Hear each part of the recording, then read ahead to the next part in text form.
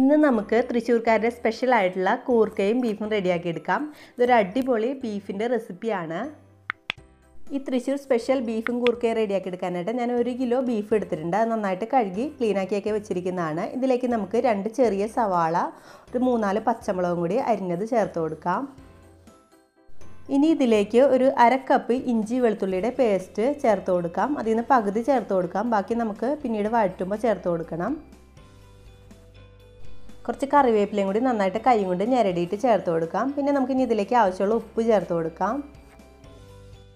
ഇനി ഈ കൂട്ടിലേക്ക് കുറച്ച് പൊടികളൊക്കെ ചേർത്ത് കൊടുക്കാം. 1 ടീസ്പൂൺ മഞ്ഞൾപ്പൊടി, 1 ടീസ്പൂൺ കാശ്മീരി ചില്ലിപ്പൊടി, പിന്നെ 1 ടീസ്പൂൺ ബീഫിൻ്റെ മസാലപ്പൊടിയും കൂടി ചേർത്ത് കൊടുക്കുന്നുണ്ട്. പിന്നെ നമുക്ക് ലാസ്റ്റായിട്ട് ഇതിലേക്ക് 1 ടീസ്പൂൺ കുരുമുളക് പൊടിയും കൂടി ചേർത്ത് കൊടുക്കാം. എന്നിട്ട് കുറച്ച് വെളിച്ചെണ്ണയും കൂടി ഒഴിച്ചിട്ട് ഇത് നന്നായിട്ടൊന്ന് കൈ കൊണ്ട് തിരുമ്മി നന്നായിട്ട് മിക്സാക്കി വെക്കണം. കൈ കൊണ്ട് നന്നായിട്ട് തന്നെ തിരുമ്മി എല്ലായിടത്തോട്ടും തിരുമ്മി അതിൻ്റെ ഉപ്പും മുളകൊക്കെ എല്ലായിടത്തും പിടിക്കണം. ഇനി ഇതൊരു 10 മിനിറ്റ് മാറ്റി വെച്ച ശേഷം നമുക്ക് കുക്കറിലിട്ടിട്ട് വേവിച്ചെടുക്കാം. അപ്പോൾ ഏകദേശം ഒരു 8 വിസിലൊക്കെ ആകുമ്പോൾ ഇത് വെന്ത് കിട്ടും. പിന്നെ നമ്മൾ ഈ കറിക്ക് ബീഫ് എടുക്കുമ്പോൾ എപ്പോഴും നല്ല നെയ്യുള്ള ബീഫ് നോക്കിയിട്ട് വാങ്ങാനായിട്ട് ശ്രദ്ധിക്കുക. നെയ്യുള്ള ബീഫാണെങ്കിൽ ഈ ഒരു കറിക്ക് പ്രത്യേക ടേസ്റ്റാണ്. കൂർക്കയിലൊക്കെ ആ നെയ്യ് പിടിച്ച് കഴിയുമ്പോൾ ഒരു പ്രത്യേക ടേസ്റ്റാണ്. അപ്പോൾ നമ്മുടെ ബീഫ് അത്യാവശ്യം വെന്തിട്ടുണ്ട്. ഇനി നമുക്ക് കൂർക്കയും കൂടി ഇട്ടിട്ട് ഒന്നും കൂടി വേവിച്ചെടുക്കണം. ഞാനിപ്പോൾ ഈ ബീഫിലേക്ക് ഒരു 200 ഗ്രാം കൂർക്കയാണ് ഇട്ട് കൊടുക്കുന്നത്. ഇപ്പോൾ കൂടുതൽ വേണമെന്നുണ്ടെങ്കിൽ നിങ്ങൾക്ക് കൂടുതൽ ചേർത്ത് കൊടുക്കാം. വെറുതെ കഴിക്കാനായിട്ടും ടേസ്റ്റാണ്. കൂർക്ക മാത്രം എടുത്ത് കഴിക്കുമ്പോൾ ഒരു പ്രത്യേക ടേസ്റ്റാണ്. പിന്നെ ഇതൊന്നും കൂടി നമുക്ക് അടച്ചു വെച്ചിട്ട് വേവിച്ചെടുക്കാം. ഈ കൂർക്ക വെന്ത് കിട്ടുന്ന സമയം കൊണ്ട് നമുക്ക് കുറച്ച് സാധനങ്ങൾ ചട്ടിയിലിട്ടിട്ട് വഴറ്റിയെടുക്കാനുണ്ട്. അപ്പോൾ കുറച്ച് വെളിച്ചെണ്ണ ഒഴിച്ചു കൊടുത്തിട്ടുണ്ട്. അതിലേക്ക് കുറച്ച് തേങ്ങാക്കൊത്തും കറിവേപ്പിലയും കൂടി ചേർത്ത് കൊടുത്തിട്ടുണ്ട്. ഇതൊന്ന് ജസ്റ്റ് മൂത്ത് വരുമ്പോൾ നമുക്ക് ഇതിലേക്ക് ഒരു 1.5 സവാളയും കൂടി ചേർത്ത് കൊടുക്കാം. ഒരു സവാളയും സവാളയുടെ പകുതിയും കൂടിയാണ് ചേർത്ത് കൊടുക്കുന്നത്.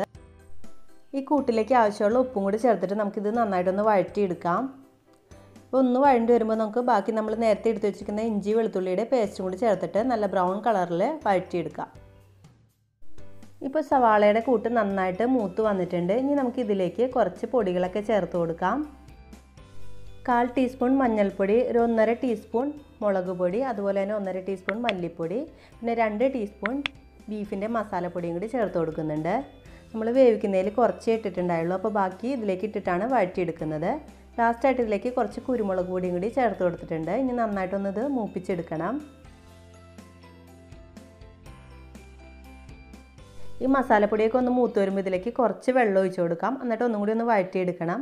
ഈ മസാലയൊക്കെ നല്ല കുഴഞ്ഞ് കിട്ടാൻ വേണ്ടിയിട്ടാണ് ഈ വെള്ളം ഒഴിച്ച് കൊടുക്കുന്നത്. അപ്പോൾ ഇത് നന്നായിട്ട് വഴണ്ട് വന്നിട്ടുണ്ട്. ഇനി ഇതിലേക്ക് നമുക്ക് വേവിച്ച് വെച്ചിരിക്കുന്ന ബീഫും കൂർക്കയും ചേർത്ത് കൊടുക്കാം. ഈ ബീഫും കൂടി ചേർത്തിട്ട് നന്നായിട്ടൊന്ന് വഴറ്റി കൊടുക്കാം. നിങ്ങൾക്ക് ഈ സ്റ്റേജിൽ ഗ്രേവി വേണമെന്നുണ്ടെങ്കിൽ കുറച്ച് തിളച്ച വെള്ളം ഒഴിച്ച് കൊടുക്കാം. എന്നിട്ട് ഗ്രേവി ആയിട്ട് എടുക്കാം. ഞാനിപ്പോൾ ഗ്രേവി ഇല്ലാതെ റോസ്റ്റ് പരുവത്തിലാണ് എടുക്കുന്നത്. ഒരു 5 മിനിറ്റും കൂടി ഇതുപോലെ ഇടയ്ക്കിടയ്ക്ക് ഇളക്കി കൊടുത്തിട്ട് നല്ല റോസ്റ്റ് ആക്കിയിട്ട് എടുക്കാം.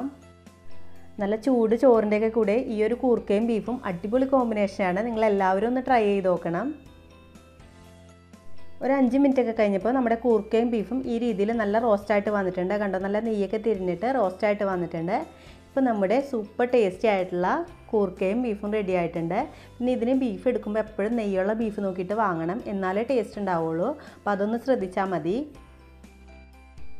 എൻ്റെ ഈ നാടൻ ബീഫും കൂർക്കയും നിങ്ങൾക്ക് ഇഷ്ടപ്പെടുകയാണെങ്കിൽ ലൈക്ക് ചെയ്യാനും ഫ്രണ്ട്സിനായിട്ട് ഷെയർ ചെയ്യാനും മറക്കരുത്. അതുപോലെ ഏതെങ്കിലും കൂട്ടുകാർ എൻ്റെ ഈ ചാനൽ ആദ്യമായിട്ടാണ് കാണുന്നതെങ്കിൽ സബ്സ്ക്രൈബ് ചെയ്യാനായിട്ട് മറക്കരുത്. താങ്ക്